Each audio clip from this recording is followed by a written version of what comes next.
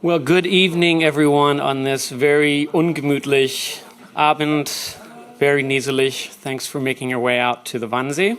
My name is R.J. McGill. I'm the editor of the Berlin Journal here at the American Academy, and we'd like to welcome you to tonight's Mary Ellen van der Heyden reading in fiction with Alexandra Chreiteh. We're very pleased to have Alexandra here this semester, of course, as the Mary Ellen van der Heyden Fellow in Fiction, and it's a great pleasure to see so many of our literary friends back on the Wannsee after long durations of absence. And I'd like to welcome also our viewers on Zoom. As many of you know, the Mary Ellen van der Heyden Fellowship in Fiction was established in 2007 with the express purpose of bringing outstanding novelists and fiction writers to Berlin as part of our residential fellowship program.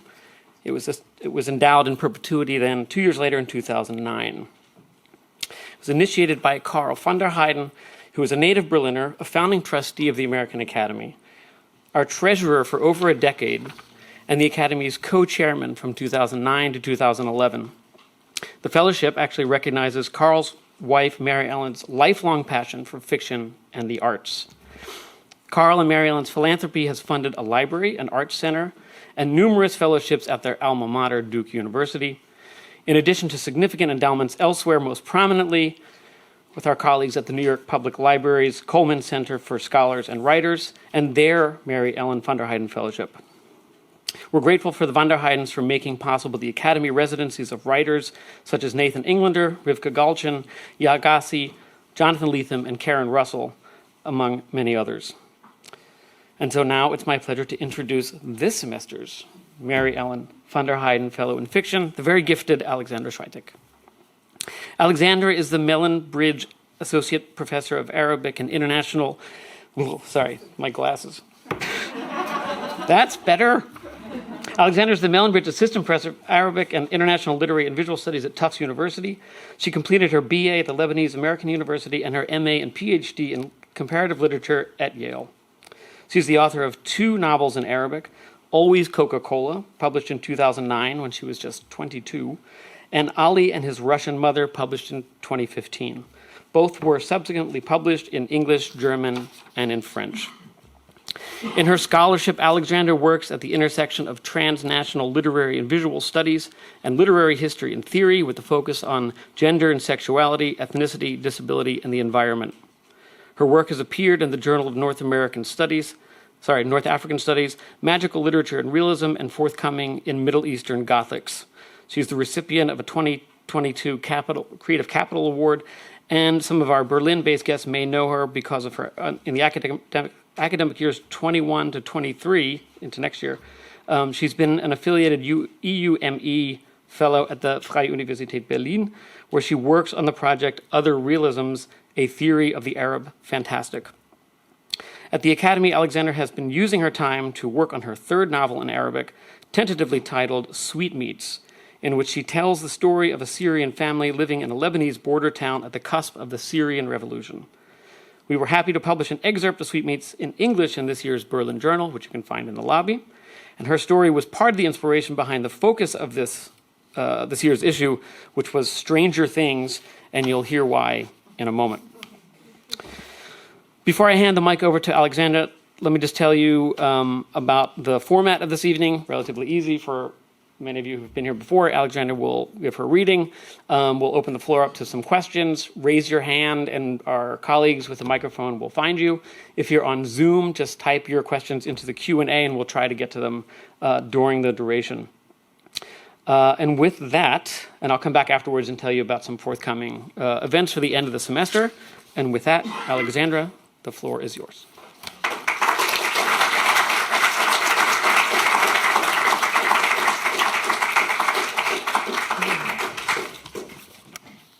Hi, everyone. Thank you, RJ, for this wonderful introduction. Thank you, everyone, for coming here on this beautiful Berlin evening. I think it's beautiful. It's been really my honor and pleasure to be the Mary Ellen van der Heyden Fellow in Fiction this semester. And I really wanted to take the chance to thank my fellow fellows, and the members of the staff, especially but not exclusively, Matthias, who seems to be everywhere, but also Berit, Johanna, Marcel, Gabi, Lutz, the housekeeping team, and everybody else who's has been part of making this wonderful residency a reality for all of us. And I'm hoping my voice doesn't fail me as I'm reading. Some people collect cars. I think I collect persistent coughs. But okay. So, as RJ said, today I'll read from my novel in progress that's titled Sweetmeats, or Who Killed Aysam Sukkar. It's a magical realist mystery that politicizes the conventions of the murder novel and of speculative fiction for a number of reasons. And one of these reasons is to explore how conventions of genre intersect with social and political conventionality to shed light on the ways in which reality is being reshaped in our current historical moment. So stories that include supernatural elements like ghosts, monsters, various forms of magic, anything outside of the bounds of the natural world as we normatively conceive of it, can tell us a great deal, I think, about the ethics of reading and writing in an era of post-truth.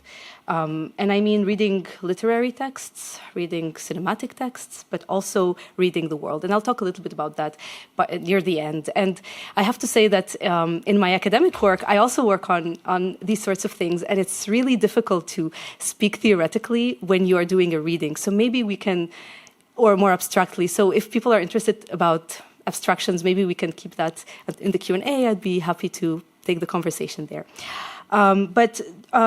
Let's start with reading from the actual novel. So what I'll do today is that I'll give you a little bit of background information about the setting, about two of the characters, and I'll read a couple of excerpts that I've translated from Arabic, which was a whole new experience for me to begin with. And between the excerpts, I'll mention some of the things that I've been thinking about as I write this novel that is almost done thanks to this fellowship. And I'll also mention some of the things that the questions I'm asking and why I framed particular questions in particular ways.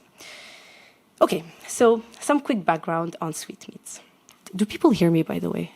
Okay, great, thank you, because I don't really know how to project my voice. So. All right, so the setting, as RJ mentioned already, is a small fictional Lebanese town on the border with Syria. And one really significant thing that people need to know about this border, if you haven't been there already or kind of know the area, is that it doesn't really exist in a demarcated way. It's not very well demarcated. So there's this mountain range that separates Lebanon from Syria, but you don't know where exactly does one end and the other begin. And like any border, this one is also historically overdetermined and renegotiated with every crossing. And as I write this novel, I try to cross different types of borders and thresholds and lines that sometimes cannot be crossed and sometimes can. And the area around the border is this sort of liminal space that people usually associate with desolation, a scarcity of infrastructure and government services, the absence of state institutions and the rule of law. Not that there's too much of that elsewhere, but it's also the place where extreme wealth is produced because there's a robust drug trade.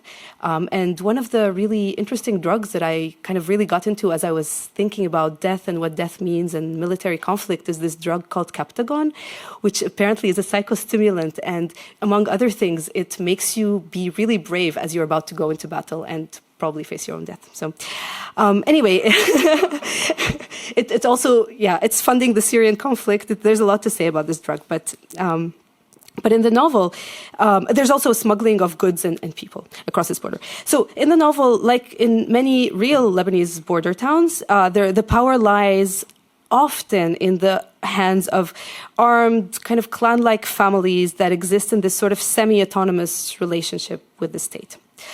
So all of this is kind of in the backdrop of the novel that tells the story of this one Syrian family that had moved to the Lebanese side of the border years and years ago.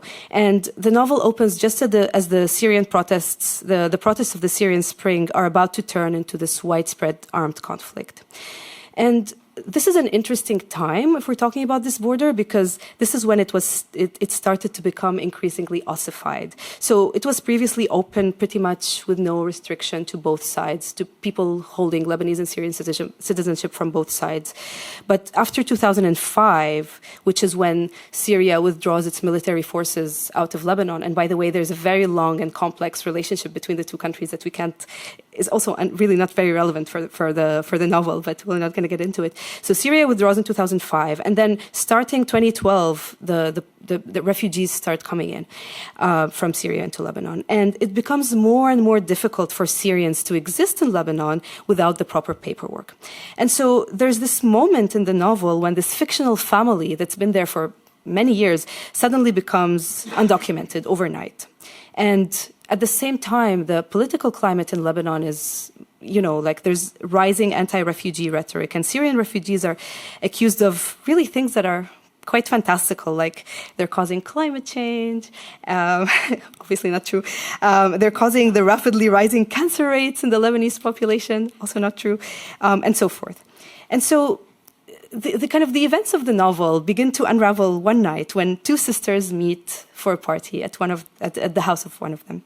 And they couldn't be more different from one another, which is a kind of this constant point of tension in their relationship. So whereas Nafisa is flamboyant and quite dramatic, has a wonderful sense of misdirection, she retired from singing when 25 years earlier she was performing at this underground queer wedding, and she was arrested. She spends a year in prison, and she never really takes up singing again.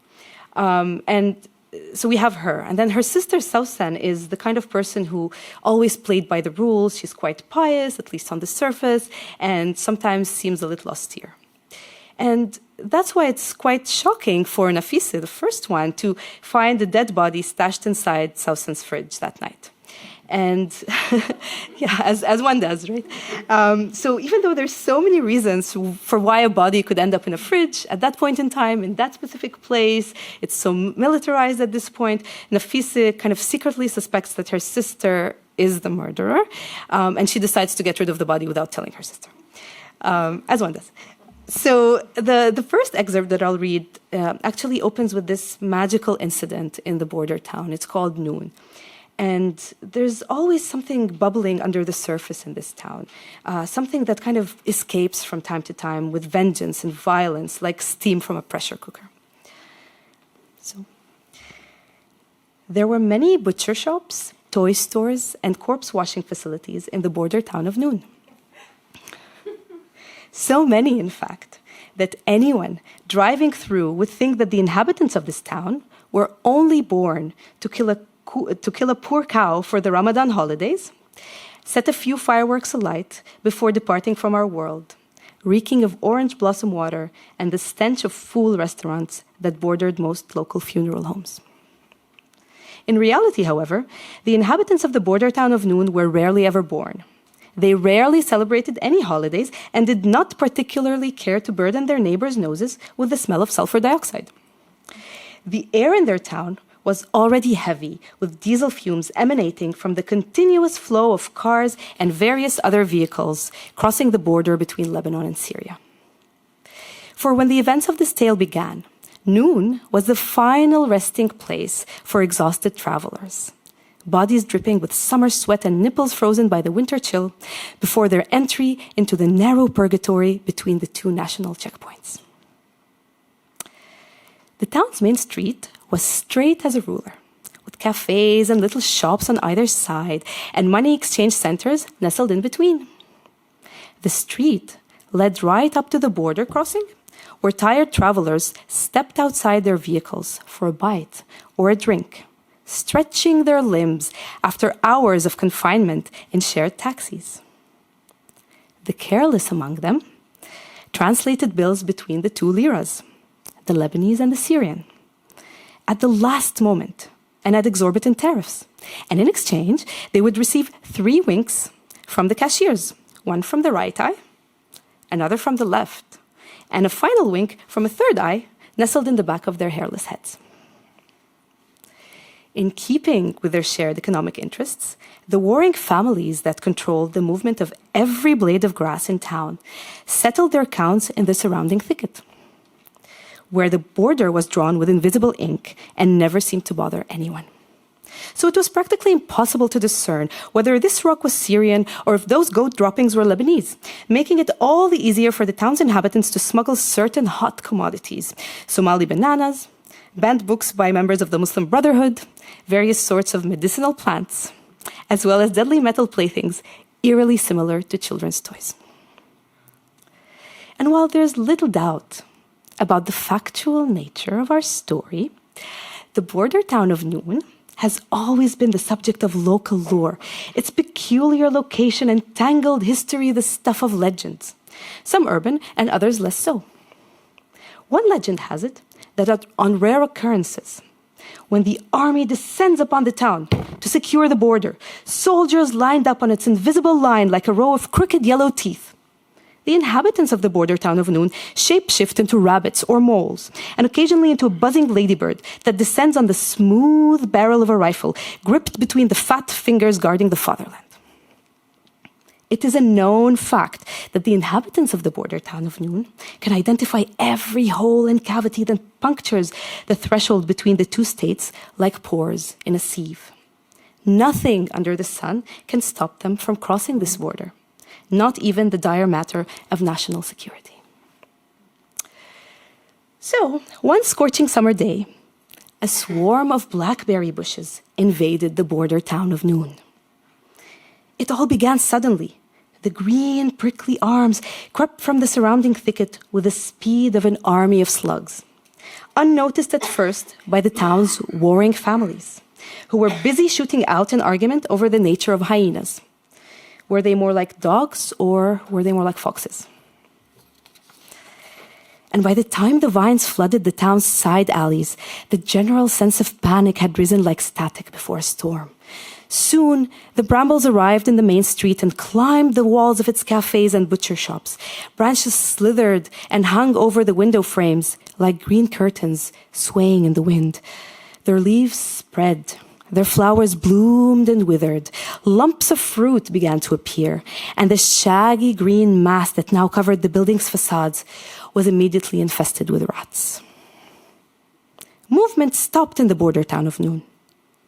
But the vines crept on, unfolding in the middle of the main street like a lush green carpet. They swallowed the cars waiting to cross into Syria and twisted around giant lorry wheels. Then they surrounded the offices of the Lebanese customs and began to rise upwards, weaving a green wall right at the border. The blackberries ripened and hung heavy on their branches. Their black syrup stuck to the hands of anyone who dared touch them, refusing to be washed away, even with turpentine. That day wasn't Sausan's day to begin with anyway. It started off with the early morning arrival of a band of workers from the Ministry of Health. They were tasked with shutting down the majority of Noon's butcher shops, where Sausan worked as a cleaner during the summer months, washing the blood off the floors, scrubbing cement walls with thick brushes, throwing cold water on glass storefronts, peeling sedimented meat residues from dark corners, and pulling old skin off the blades of butcher knives. The remaining 9 months of the year, Sausan spent cleaning a school in her Syrian hometown of H. But since there were no teenagers in the building during the summer and no bodily fluids to scrub away, she needed another source of income, which is why every summer Sausan crossed the border into Lebanon to live with her cousin Hind. Cousin Hind had moved to Noon in the 90s from their hometown of H, that buttresses the customs building of the Syrian Arab Republic. The entire extended family lived so close to both sides of the border that it almost certainly ran between their kitchen and the living room. If Mr. Sykes, they would all say jokingly, had suddenly sneezed, or if a reckless mosquito had landed in Mr. Picot's coffee, then the border would have shifted ever so slightly in that fateful moment, and both Hind and her husband could have been born in the same country. But no matter, since cousin Hind became a Lebanese citizen faster than a cock could crow, thanks to the 2 eggs and skinny sausage hanging between her husband's thighs. The Lebanese Republic knighted her into citizenship before the ink on the marriage license was dry. Then it stood by in anticipation of any fruit that tumbled out of her womb. But Cousin Hind's womb remained empty, and things didn't tumble out of there quite so often. So, on that fateful day, the day that the crazed fruit began spreading in Noon's soil, Sausan found herself outside a local butcher store. She watched as security forces cordoned a small number of ministry employees who were about to seal the shop with red wax. It was stressful to watch, and Sausan chewed her nails until she bit into the flesh. Drops of blood seeped into her white shirt when she crossed her arms in tense anticipation. Rumors rang far and wide, finally flowing into Sausan's ears. Several shipments of rotten meats had killed one person in Beirut and poisoned many others. They were all rushed to hospitals in critical condition. All of this happened many months ago, but water flows slowly through rusty pipes. And so the ministry arrived in town only today, ready to take the appropriate measures for the protection of citizen consumers. But the green blackberry branches wrapped themselves around the men's feet, planted thorns into the fabric of their pants, and shackled their bodies to the ground. Perplexed, they stood there silently, staring in horror as the green prickly arms curved around their nostrils and entered the narrow darkness of their ear canals. An hour passed, and the brambles spread through the town like a sizzling egg sliding on the oily face of a frying pan. The western periphery of Noon waited for the arrival of the creeping plants with fragrant incredulity. The town's only potato seller busily marketed another harvest that no one really wanted to buy. And suddenly, a sea of green appeared in his rearview mirror, inching closer like an advancing tide. His truck buttered and wheezed as the potato seller drove calmly up the hill, but the brambles soon rubbed their thorns against the back of his wheels and began racing him to the top. The potato seller wasn't a reckless man. He stopped his truck in the middle of the hill and climbed onto one of the nearby roofs. His friend the mayor then declared a state of emergency and began sending him instructions via text message. So the potato seller lifted his loudspeaker and projected the mayor's words into the skies.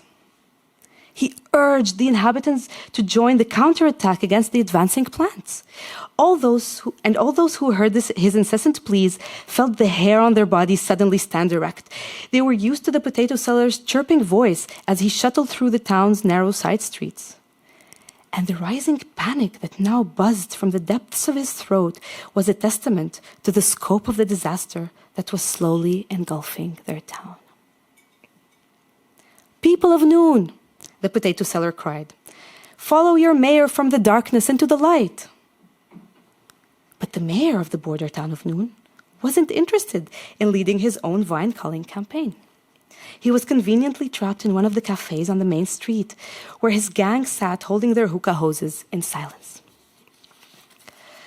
Not a single person in the whole border town of Noon responded to the potato seller's desperate call.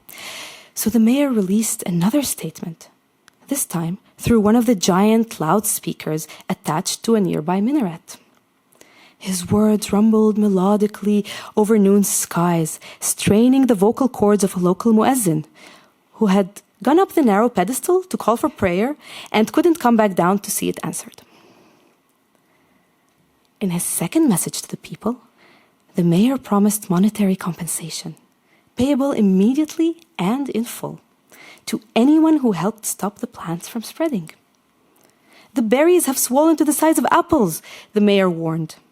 "And if the townspeople allowed this monstrous fruit to ripen and drop onto our soil, its seeds would spread like a flame on a puddle of diesel oil, and the brambles would soon swallow Noon whole, leaving behind a desolate desert." But no one moved a muscle this time either. So the plants continued to grow and twist and creep and swallow and ripen, 7 days and 7 nights.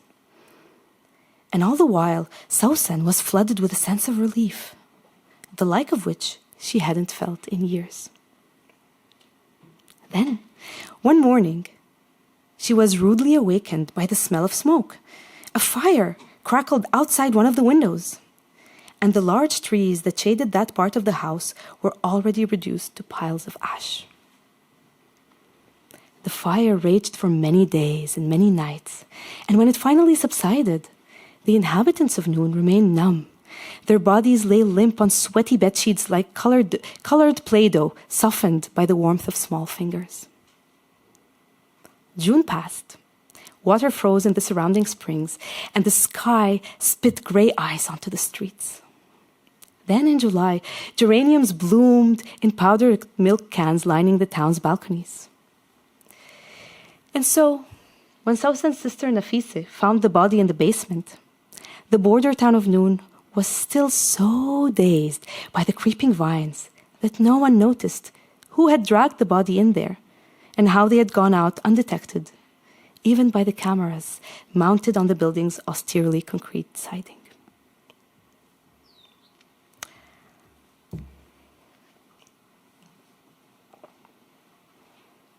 Okay, so that's how the story begins. And later in the novel, it kind of, maybe to give one thing away, it becomes clearer that the reason that there's this outburst from the topsoil is because this topsoil in Noon covers an old fictional town that was populated by queer and gender non-conforming folk from all over the region, and that had been inhabited by them since the beginning of the Ottoman Empire.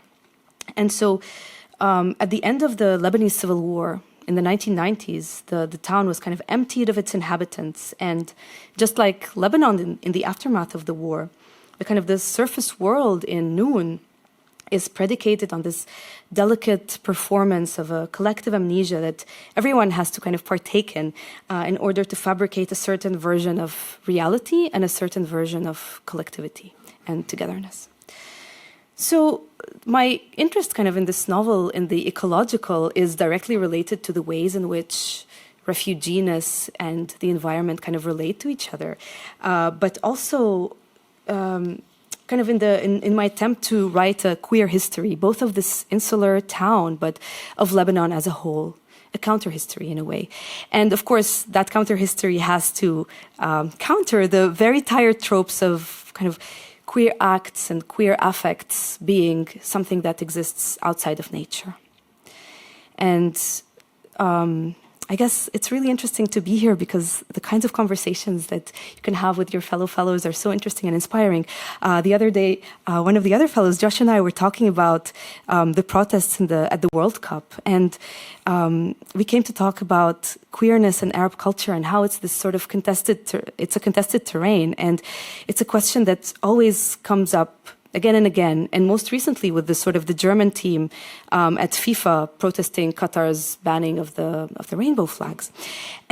But it's really important to say that queerness has always been a part of Arab or Arabic-speaking culture, from classical poetry that celebrates queer love and passion to kind of mid-century photography from my hometown in the south of Lebanon. Here I have a picture, and I really love these pictures so much. So this is in this really famous... So the place where I grew up is a very sort of... it's a very conventional place. I think my brother was telling me that the number of cohabitating straight couples is 2. And they always periodically try to ban you from eating on the street during Ramadan. I always used to try to do it on purpose. But so it's this sort of place. And within this place, within this extreme kind of conventionality, you have these lines of escape, which is one of the things that I'm really interested in exploring in this novel. This kind of escape that can produce something that's different, that's radical. And this is taken in a photography studio. All of us were photographed in this photography studio, or in another branch of it if we are younger. And what these people are doing is that they're trying to reenact scenes from famous Hollywood movies. And because it's such a kind of a segregated society, or at least it was even more segregated during that time, you have lots of homoerotic things that take place. So I'm really interested in this extreme conventionality and this line of escape outside of it. And one more thing that just give you a rest. So another thing that I wanted to explore is to tie this sort of murder plot to a revenge narrative through this rage that continuously boils under the surface of the plot. And of course, I mean the plot in terms of the story, but also the actual space. And I became interested in revenge because Arab women and women in general, trans, queer, gender nonconforming people, domestic workers in Lebanon and elsewhere, generally racialized bodies are harmed and killed at incredible rates.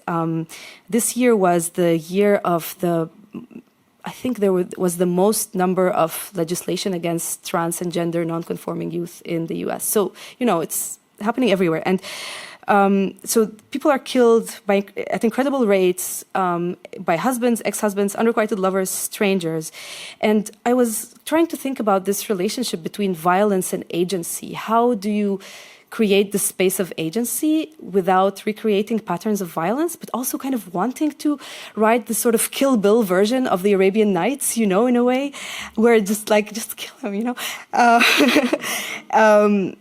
instead of telling stories, right? And so it kind of evolved into thinking about the role of media in telling stories of abuse, the sort of tension between the necessity of bringing these stories to light, of talking about them, of making them public, right? And so you have this on the one hand, but on the other hand, you have this sort of perverse pleasure and voyeurism that accompanies such acts of revelation. And one of the ways in which this question became significant recently in kind of global popular culture, I guess, or in American popular culture, is the kind of the live-streamed trial and highly kind of, covered trial of Johnny Depp versus Amber Heard that kind of played out as this very misogynist / traumatic soap opera in a digital space with even people who didn't really ascribe to the misogyny happening in the discussions of it, would, me included, want to know what happened this day, right? So it kind of played out as a type of soap in a way, but with real people. And so the question that kept coming back to me was, what are the politics and ethics of witnessing something, right? And all of these threads intersect, and at the center lies this question of how media shapes a story. And I'm interested in this question, especially because I'm kind of translating this novel to a podcast in English. And I've translated these excerpts as well, and I had to give an introduction to them. So how media becomes a character inside of a story. And in translation, the questions of the ethics of witnessing and watching, for me, become even more urgent because almost every translated text carries within it this extra burden of representing something much bigger than itself. The burden of confirming certain ideas So all of this is to say that as I was writing, I felt really uncomfortable with the concept of unmediated realism. And that's why I had this idea of structuring the novel as a television series.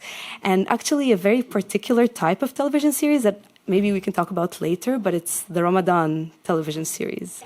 Okay, people are, I'm glad. Just maybe in a couple of sentences, there's these month-long soaps that everybody from the family watches during the month of Ramadan, which is the holiest month in the Islamic calendar. And they're this kind of historical novel of the late 20th and early 21st century because some of the topics are those figures of Arab Islamic history, but also histories of the present, dealing with taboo topics like premarital sex, things like that, in a way that anybody from your niece to your grandmother would watch, and that would not make political regimes mad at you. So, but within that, again, conventionality, you have lines of escape, you have these singing and dancing types of variety shows that are broadcast before the actual episodes of the TV series that became icons for queer people because there's so much dress up, and drag queens until now are inspired by some of the things that happened there. So So I had this idea of structuring the entire novel as a television series with commercial breaks in between the chapters. Each chapter is this episode, basically. And because it's a murder mystery, I kind of hope to sustain the thrill of discovery, you know, like kind of following this thread over the course of however many pages the chapter ends up being. It's around 20 pages. And kind of to interrupt it periodically and keep framing the whole thing as a soap opera by pausing the action and kind of, I actually quote various jingles from Lebanese commercials in the 90s that kind of ultimately is trying to think through the kind of commodity that the novel itself is, what kind of political and economic work it's performing, and in what ways are we implicated as viewers and as witnesses in the narrative as we read. So at this point, I'll pivot to reading a second excerpt, which is, I think, more related to the mystery type. There's a death and it's final. I tried to not have any triggering things. I knew someone who talked a lot about death, and they had always pictures of puppies and kittens to navigate the difficulty. But I chose an excerpt that I hope is fine and maybe even funny. Okay.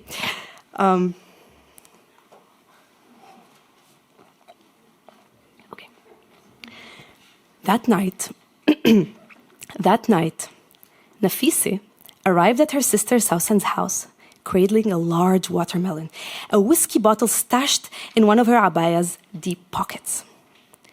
The children hurried to take the weight off her hands, but Nafisa had already begun unbuttoning her coat. Underneath shone a pair of golden pants, a shirt printed with lounging tigers, and a belt securely tucked inside her waist. "Happy birthday!" Nafisa yelled merrily, her deep voice rolling between the house's tight walls. And in the cacophony of yells and clanging pots and anxious news anchors' daily proclamations of brewing violence, no one really heard her, and no one said anything. That night was her sister Sausan's birthday. Nafisi would think of the significance of this fact only much later. And once bellies grew full and Nafisi lowered a plate of sliced watermelon onto the plastic tablecloth, Sausan reached over for a piece. Her sleeve swished over her extended arm, and Nafisi saw something dark printed on her sister's wrist. A mark as blue as ink and as black as a fresh bruise.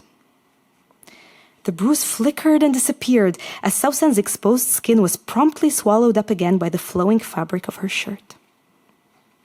"What's that?" Nafisi extended her arm towards her sister, but Sausan slipped away before the inquiring hand could pull back her sleeve and inspect her skin more closely.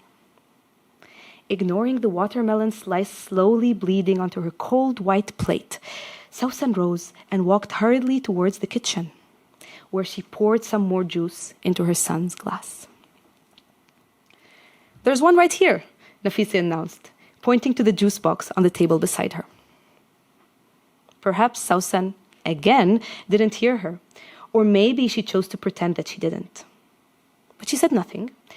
Instead, she stuck her head into the fridge and, smiling, pulled out a birthday cake. "What happened to you?" Nafisa's insistence followed Sausan's slow itinerary. But Sausan again said nothing, so Nafisa kept digging and poking and nagging until her sister finally groaned and made an embarrassing confession. She'd slipped on a potato peel and fell, Sausan explained, banging her flailing wrist against the kitchen counter. But Nafisa smelled the stench of evasion in Sausan's words, especially because this season's potato harvest was particularly dry, making it significantly harder for peels to be that dangerously slippery. "Happy birthday to me," said Sausan, hastily poking the cake's creamy belly with candles and setting them ablaze. Her outburst extinguished Nafisa's inquiries with the precision of a sniper's aim. The children sat up in their seats and prepared to begin singing, and Nafisa slumped back irritably. But her mood was instantly revived by the promise of chocolate and caramelized nuts, and maybe even a little whiskey, if she could just manage to sneak a small glass under the tablecloth while evading Sausan's stern gaze. And the sky, too, was determined to explode in Sausan's honor that night. It flashed and thundered, cutting off every single electric light in the house. Eyes glowed cat-like around the candlelit table, and then the heavens seemed to break open, spewing torrential rain on the border town of Noon. The rain pounded nearby roofs, clanged on the parked cars, and crashed on the streets and sidewalks and stray cats like a bag of falling rocks. It kept drumming on the neighborhood's tin awnings even after the lights came back on, and Nafisa's belly grew round with the heaviness of chocolate sponge and cheap whipped cream, a little clotted from the heat of Sausan's kitchen fridge, capriciously powered by an unreliable current. Nafisa then landed on the couch and put her legs up on the pillows, unbuttoned her golden pants, exhaled in relief, and decided to spend the night at Sausan's.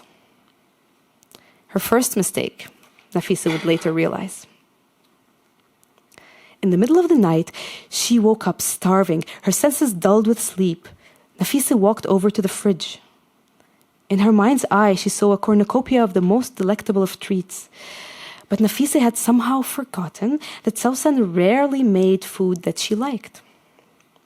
And she only remembered that the bread lines now wrapped around entire buildings and bullet holes pierced round pita discs like craters on the smooth face of the moon, when the moonlight spilled from behind a wandering cloud.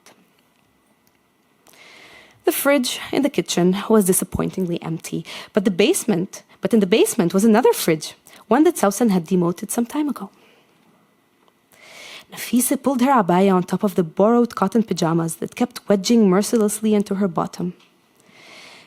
The basement key scratched against the rusty keyhole. Then the door swung around on its squeaky wrists. "You won't starve me today, Sausan," smiled Nafisa, damp footprints lingering on the cold concrete steps. The fridge spilled a rectangle of light onto the cold basement floor. The light swerved up and round the entire wall behind Nafisa, trapping her within its 4 diaphanous corners. Nafisa gasped and rubbed her eyes. Her phone slipped from between her shaking fingers, clanging repeatedly against the floor, until, finally, stillness. What the hell was that? The fridge's weak lamp illuminated a piece of flesh hunched on the cold bottom shelf, its contorted limbs filling up the entire metal structure. Someone had removed the other glass shelves to fit it inside, but they were nowhere to be seen. And the body?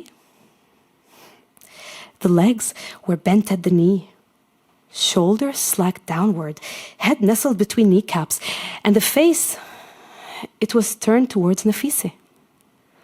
A lone eye stared at her without blinking or tiring or lowering its gaze. Nafisa opened her mouth. She wanted to say something, but the words never came, so instead she silently slid the palm of her hand over her gaping lips and blinked. She felt trapped in the rectangle of diaphanous light flowing from the fridge onto the wall behind her. Then, suddenly, as if possessed, she grabbed the metal door and slammed it shut. The door thundered and cut off the light, leaving Nafisa standing alone in the dark. "No," she said to herself. "No, what she saw wasn't right." So she gathered all her strength and pulled the door open once more. The lump of flesh was still there, hunched up on the cold shelf. And the fridge lamp emanated a weakening light that flickered and crashed onto Nafisa's skin, brightening crevices and folds that had for years known nothing but darkness. Inside the fridge, the legs were still bent at the knee, shoulders still slumped on top, and the lone eye still stared at Nafisa like that of a fish, never blinking or tiring or lowering its gaze. And the other eye? Well, it was crushed, smashed into a deep crevice that began at the temple and ran all the way down to the chin, and the light brightened the matrix of muscle underneath the peeling skin. Then, suddenly, the corpse stirred. Its left arm slipped onto the floor, fingers flowering open on the cold concrete. Nafisa wanted to stuff it back inside, but what if it grabbed her by the collar and pulled her in too? Don't be silly, she said to herself. The corpse was just a corpse. It was already dead. The hand simply fell out, and on its wrist was a golden watch, the likes of which Nafisa had never seen before. Its green arms ticked incessantly, gliding over the unmarked numbers in ceaseless loops. There's no power or strength but in Allah, Nafisa whispered, as her fingers drew an anxious cross over the front of her body. Temple to belly, shoulder to shoulder. Nafisa believed in her horoscope more than she did in any religion. But in this dire moment, she really needed to double her chances. What was that? The fingers in the flowering palm seemed to twitch. They reminded Nafisa of that cockroach that had still wiggled its legs after she'd crushed the top part of its body with a flying slipper. Trembling, Nafisa slid back against the wall behind her until she landed on the concrete floor. The fridge door was still open, and Nafisa kept staring at the lump of flesh inside. One eye stared back, ever open, like that of a fish. We have a problem, Nafisa said, to no one in particular. Okay. It turns out to be a huge problem. So, spoiler alert. Okay, so I guess in closing, I really wanted to kind of come back to this idea that I mentioned in the very beginning about sort of intersection between generic convention and political conventionality, this sort of friction between the mystery novel and supernatural fiction, between literary genres, but also genres of living, of kind of living together in an increasingly divided world. And as I wrote this book, I struggled a lot with creating a sort of coexistence between the mystery aspects and the magical elements that were very important for me. And this is because, at least, you know, in terms of convention, mysteries typically rely on this existence of a rational, logical world, a world where you just have to use your powers of inference and deduction and empirical observation to arrive at the truth of what happened, right? To restore logic and order to a momentarily disordered universe. And that's the pleasure of kind of finding out what happened in the end, right? But speculative fiction, magical realism, in contrast, really relies on supernatural elements as this sort of narrative grammar that disrupts the very hegemony of logic, rationality, certainty, allowing us to imagine the sort of radically different ways of bonding, of belonging, of being, existing, resisting. And sort of magic is a way to imagine the ostensibly unimaginable, but that's also a double-edged sword because there are certain things that we don't necessarily want to imagine. So the genres of mystery and speculative fiction correspond to those two ways of understanding reality, two different modes of interpreting the world. And I think this friction is increasingly becoming this sort of new realism of our times right now. So from, I don't know, we've been talking a lot about election fraud to theories of reptilians in the highest circle of political power. So the kind of the world in general, there was, in the middle of the Arab Spring protests in Cairo, two different satellite channels filmed this diaphanous neon horse and a rider kind of appearing and then disappearing, and it became a subject of a lot of contention. What does it mean? Is it real? Right? And so those things kind of always come in this moment of political rupture and say something about the current state of affairs. And kind of the world is really increasingly punctuated by this friction between science and the supernatural. And one thing keeps coming back, and that's the insistence that the other side is always unable to separate fact from fiction, right? And so the stakes of this are quite high, right? We all saw what happened during the post-election insurrection, and, you know, in moments of political rupture, in our current moment of post-truth, a time of rising mistrust of science and objective fact, we really need aesthetics to guide us through this kind of perilous terrain of division and violence. And we really need to think in aesthetic ways. And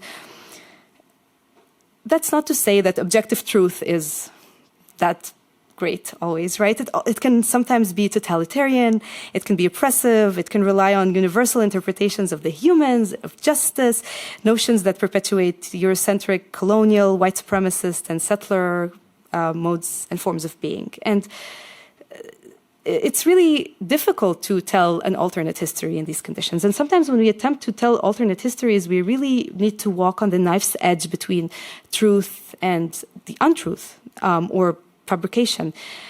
And this really reminds me of this. Do people know this filmmaker? Yeah? Oh, yeah, you're a filmmaker. Larissa Sansour is this Palestinian filmmaker who does a lot of experimental film. And this in particular is a very interesting, it's called In the Future We Ate from the Finest Porcelain, which is doing amazing things with time. But there are also those, it happens sometimes somewhere outside of space and outside of time, portions of it. And people travel back in time and implant archaeological evidence in what is now Israel. And the evidence is of Palestinian presence preceding other presences there. And so that's really interesting. And especially because archaeology there is such a contested space. It's a minefield that determines who has a claim to a contested land, which bodies are allowed to exist, and in which ways. And I want to just leave you with a question. And this question is, how can we stay true to the histories of the oppressed when part of our histories are so erased that they may require fabrication at a time when manipulating fact has such grave consequences? Do you have an answer? Thank you.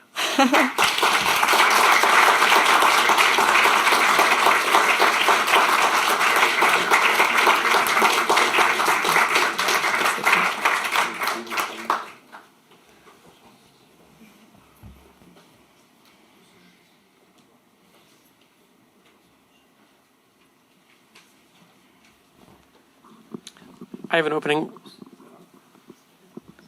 Hello. Hi, I'm RJ again. I have an opening question, and thinking just as a publisher or editor, I was really fascinated to hear you talk about the TV show and the jingles and the idea of sort of structuring at least part of the novel as a TV series. And I was wondering how would you let non-Lebanese readers into the sort of inside cultural jokes that would be generated from framing this as a TV show? And as a follow-up, would there be some kind of meta component to that whole narrative trick? Because that sounds really, really interesting to me. Can you explain what you mean by meta component? A meta comment meaning that you are pulling yourself. There are the jokes, and then there's you'd have to sort of hover above the jokes and explain them without in making them unfunny. In paratext or in the translation itself? In the narration itself. Okay, that's a really interesting question because anybody who would.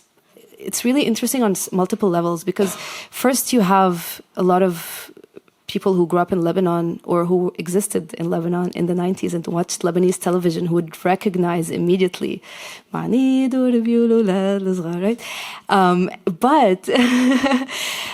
But at this, and I kind of write that the whole novel is a TV series, and so that's a joke, but it's an inside Lebanese joke. Maybe Syrians who watch Lebanese television would understand it, and like people from the region. But I doubt that somebody from Morocco who never lived in Lebanon would. And so already there's this sort of layeredness to that. But my way of navigating the thing in Arabic was to actually draw the product.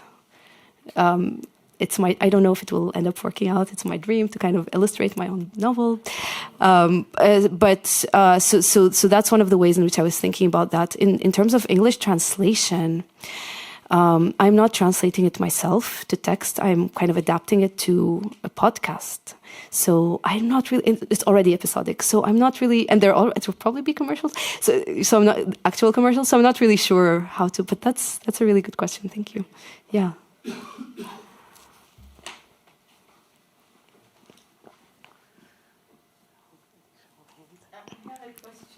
Sure. Not directly with the novel, because I would prefer to read it. Yeah. It's fascinating, all what you said. Can you tell about your tattoo that is very much related to Lebanon?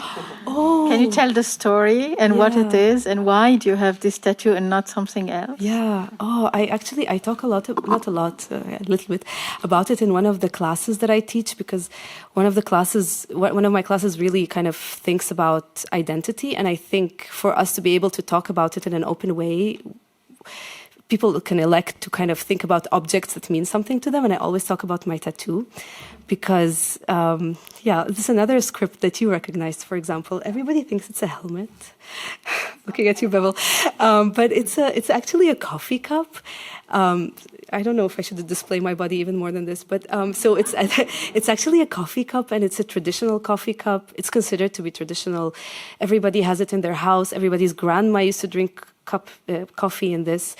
You probably still have it in your house. And so it really is a very nostalgic thing. This tattoo in particular, for me, I kind of made it with I had it done with my brother together, and both of us kind of feel very Lebanese, but also sometimes we pass as non-Lebanese, and so it was kind of a way of like tattooing something into our skin that meant something. But what's the most interesting part of it for me is that this cup is made in China. So it really brings up issues of originality in a very interesting way, right? And the ways in which things can be both, an original part of your culture, quote unquote, original part of your culture, but also something that's mass produced and can have a completely different context elsewhere. And it breaks apart this kind of very, I think, patriarchal notion of originality. And it's also there. I know that in Ethiopia, coffee ceremonies are really huge, and they use the same cups, or similar cups. So that was, yeah. Thank you. Can tell the stories about the stories we tell when we sit around. Right, the fortune telling, right? Yeah, and or also like the secrets that are told over that, and the communal aspect. Yeah, yeah. No, you go. No. No, you first. Oh. Gentlemen first. Good grief. The question you ended with is obviously still ringing in my ears. And it raises for me, I'm thinking sort of about my own histories, and I suppose that's sort of the point of having a very intimate and personal story, with these characters, and sort of I'm thinking, And one of the things that I'm struggling with, thinking through, where am I from, and is like, how far back do I go? Mm-hmm. And where does the memory feel complete? To what point do you complete that progression to feel a sense of wholeness? And then that opens up a whole can of worms, which is what am I actually hoping to achieve through the piecing together of that narrative? Yeah, that's such an interesting question. I mean, sometimes you don't have a choice in how far back you go. Like colonized, the enslaved. We don't really, I don't know how far back I can go, and I keep thinking about what that information would give me, because maybe part of feeling at home is also feeling estranged from your home. So I don't even know if knowing more would just dispel that sense of estrangement, right? I don't know, but I really want to talk more to you about, maybe privately, about your journey, because I think it's fascinating. And I don't know if other people have comments on that and how they feel about how far back can we go and how far back can we imagine? Because personally, my family name is very strange in Lebanon, but it's not strange on the border between Syria and Turkey. Like, not really the border, but like up north in Syria, everybody has that name. And I always wonder what happened. Did somebody kill someone? I mean, that would be the thrilling and run away. Or did they just take up a job? I don't know. So, yeah, it's just really interesting to think where you came from, but also not to make that such a big thing in who you are as well. What's inspired the change in medium when you made the change in translation, or when you're going to make the change in translation? So why is it a novel in Arabic and a podcast in English? Yes. Honestly, because I'd rather write a novel in English rather than translate the actual novel. But also, I think I was really thinking about media, really, and trying to understand how media can shape the way in which we tell a story and what that really means. So that's one. And another thing for me is actually to kind of think about literature in Arabic as accessible in a different way, but not necessarily accessible as like, oh yeah, this is something I already know and blah, blah, you know. So just trying to walk this line between, you know, you don't really need a PhD to enjoy a novel in Arabic. You can enjoy it in different narrative form. You can also read it if you want in translation, but kind of trying to make it more, circulate more in an Anglophone sphere, if that makes sense. Kind of evading those traditional structures of publishing, but also performing it, which is fun. Here. Hi. Thank you so much for that. That was amazing. I was thinking about the kind of border from chapter to chapter, and that inside those liminal spaces, as you move from one chapter to the next, that you have chosen to put in there the jingles and the cultural noise as something that lives in the non-spaces. And that becomes the kind of memory that informs the narrative in the chapters themselves. So I wondered if you would talk, when did you come up with that idea? Did you always think, okay, I'm going to use the space between the story to bring forward the noise of culture? Well, I was in the shower. No, but it's true, I was. But it was really at the beginning when I started writing this text. Everybody gets their best ideas there. But it was when I started writing this text, and I really felt really uncomfortable. I mean, I'm talking about a Syrian family. I'm not Syrian, you know, like thinking about, like, you know, how novels, especially with an omniscient narrator, and I have kind of an omniscient narrator, how they present reality and what are the ethical ways in which we can do these things, you know? And so I was watching lots of true crime, listening to lots of true crime and watching lots of fiction crime series. And I think there was a golden age around 2016, 2017. They were so interesting, but they kept killing people of color and women all the time. There were maybe one or two. And I really wanted to do something that's different. So that was really an inspiration for me. The cultural noise, I think the interesting thing about frame narratives, even the 1001 Nights, is that the frame both unites and divides at the same time. And so there's this sort of unifying noise in the background, but it's also noise that divides. And it's a noise that always keeps you aware, and a noise that kind of keeps framing itself as extraneous, but also it's actually inside the text. So it's kind of like a paratext in a way as well. So those were the things that I was thinking about. I hope I answered your question. Yeah. Okay. Thank you so much for the question. Yes, hi.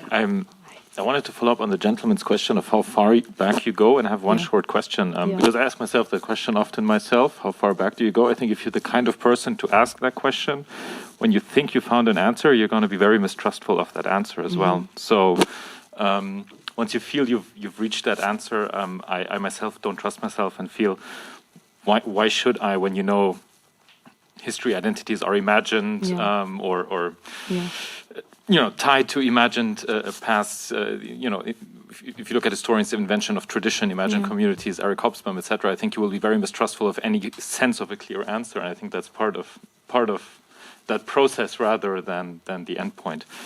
One question I had that came to my mind is, why did you choose 2011-12 and the beginning of the Syrian war to tell that story about the border? Because that border could have been relevant in the Civil War, could have been relevant in the 20s. So what is it that makes that story set in, about 10 years ago in particular? What is particular about that time?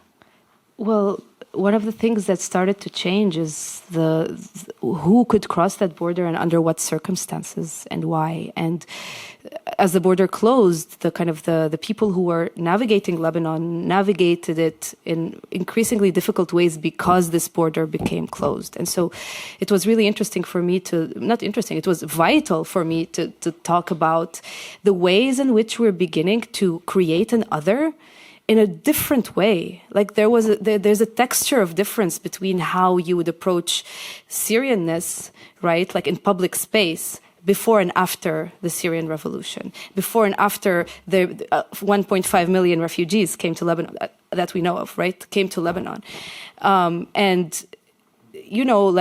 It was also really vital for me to understand how do you create a monster that is also very similar to you, looks like you, almost talks like, has a shared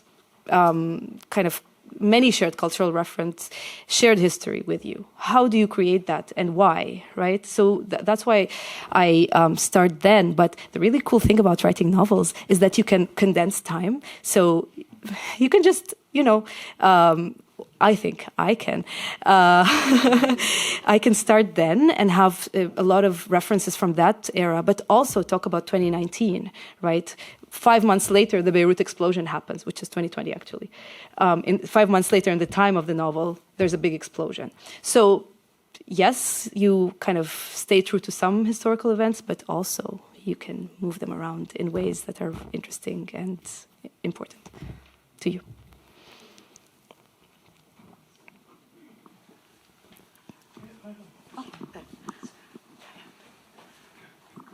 Thank you so much, Alexandra. But I try to figure out all the time you speak, like your audience is not the Arabic audience.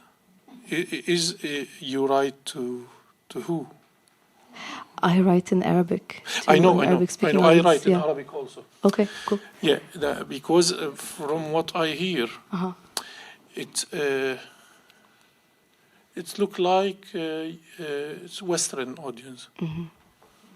Yeah, I mean, what you heard in the reading, or what you heard in the what you read now, or not in the points that I was trying to make, because the examples were very much geared towards the audience here. Yeah. So tell me more.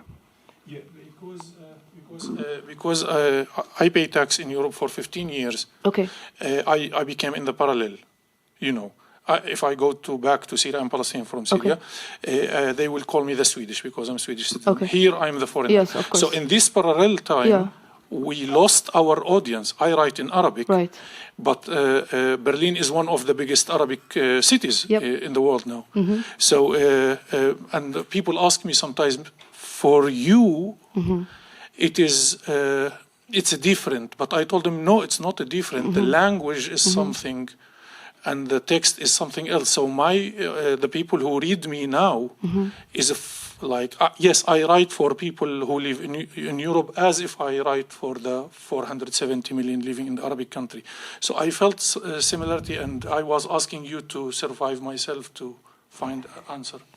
Yeah, no, I mean, it's a really interesting question, and as you mentioned, I mean, it's incredible how much Arabic you hear. I haven't heard so much Arabic in a non-Arabic, officially Arabic-speaking country ever in my life. And I actually tried to convince my department to open an Arabic program in Berlin for the summer, because there's just so much Arabic culture happening here. Yes, no, I know. Like 5 years ago. Yeah. And so I think a lot of the publishing is moving to European countries, right? A lot of things, writers are moving out. Many people in Lebanon are just leaving, many writers and people who work in culture. And they've left Syria for sure. So I don't know. I don't know if we should maintain that divide, What do you feel about this question when people ask it to you? The difference is big because I'm a poet, and the metaphors and the way we build the things. I don't want to say it's more like, universal, but Yeah. it's difficult for the Arabic reader as difficult for the German, because poetry is difficult. But what I mean now, there is a big movement in the Arabic country against some of the writers who live in the Western world, because they are able to travel all over the world to the festivals and the scholarship and like this, while if you are from Yemen or from Egypt, it's so always visa and the question. So I nominated a lot of people to Berlin Poetry Festival and Berlin Literature Festival. Many of them, they were not able to get the visa.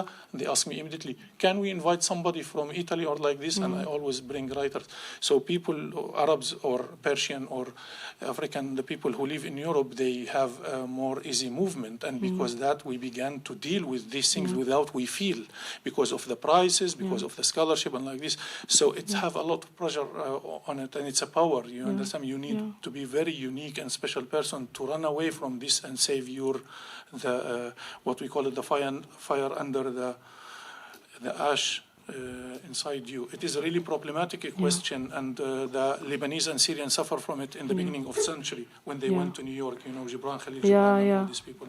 No, thank you so much for mentioning these things, because then it becomes a self-selective group that again is representing something, and even sometimes marketing certain things like refugee literature, like, very sexy topics that are interesting and important, but sometimes also can be framed as problematic. And it's a really big problem. And I think we kind of need to talk about it more, both among people who write in Arabic and and kind of open it up. And unfortunately, there are borders, and I'm kind of obsessed about borders, but there's also Zoom, and there's also digital culture, and maybe we can think about having a conversation like this, really in Berlin, and talking about these issues and discussing them.